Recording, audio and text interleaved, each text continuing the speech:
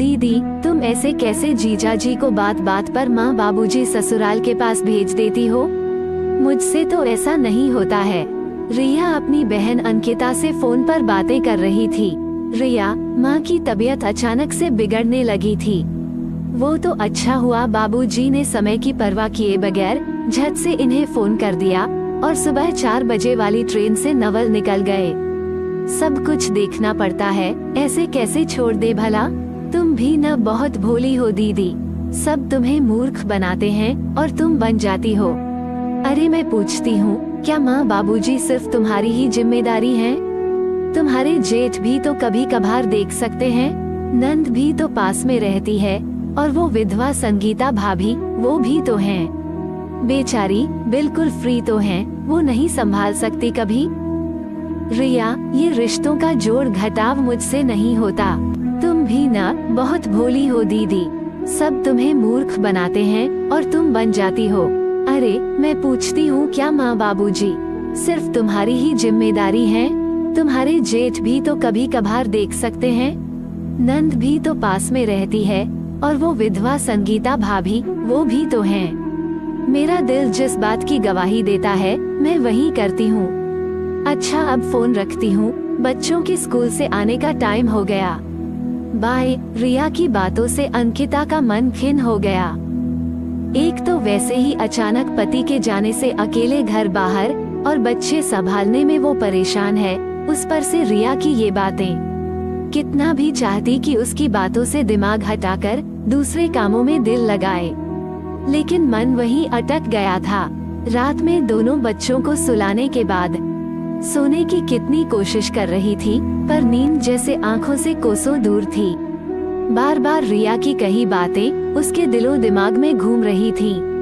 सच में दूसरे भाई बहन भी तो हैं जो छुट्टी ना मिलने का हवाला देकर चंद पैसे पकड़ाकर इन सब झंझटों से निकल जाते हैं। और ये संगीता भाभी, वो तो सदा से अंकिता की आंखों में खटकती हैं। शादी के कुछ समय बाद ही उड़ती उड़ती खबर मिली थी कि चचेरे भाई की मृत्यु के बाद नवल अपनी इसी भाभी से शादी करने का मन बना चुके थे, पर माँ की जिद के आगे किसी की नहीं चली और अंकिता बहू बनकर आ गई।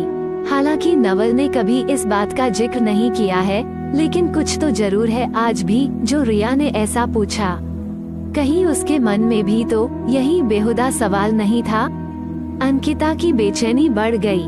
अच्छा सोचो तो सब अच्छा लगता है, और अगर एक बार सोच गलत दिशा में मुड़ गई तो बस ऐसे ही वाहियात ख्यालों में दिल उलझकर रह जाता है। तभी फोन पर नवल का मैसेज आया, सो गई? माँ अब ठीक है, कल रुककर परसों आ रहा हूँ। यार तुम तीनों की आदत पड़ गई है। Missing you, love you. Ranjana ने फोन देखा और पति का प्यार भरा संदेश पढ़ा। उसका मन बिल्कुल शांत हो गया। अपनी ऐसी घटिया सोच के लिए खुद को जी भर के कोसा, फिर पति को प्यारा सा जवाब लिखा, फिर निश्चिंत होकर सो गई। आज उसकी बारी थी रिया से बात करने की। बहन ने बेवजह उसके मन में संशय पैदा कर दिए थे। हेलो रिया, कैसी है? खुशखबरी ये है कि माँ अब ठीक हैं और कल नवल आ जाएंगे। वाह दीदी, इसलिए चहक रही हो? क्या हुआ था सासू माँ को जो इतनी जल्दी सकुशल हो गई? सब नाटक है। शुभ शुभ बोलो रिया। सच कहा, बच्चे दवा का ही काम करते हैं।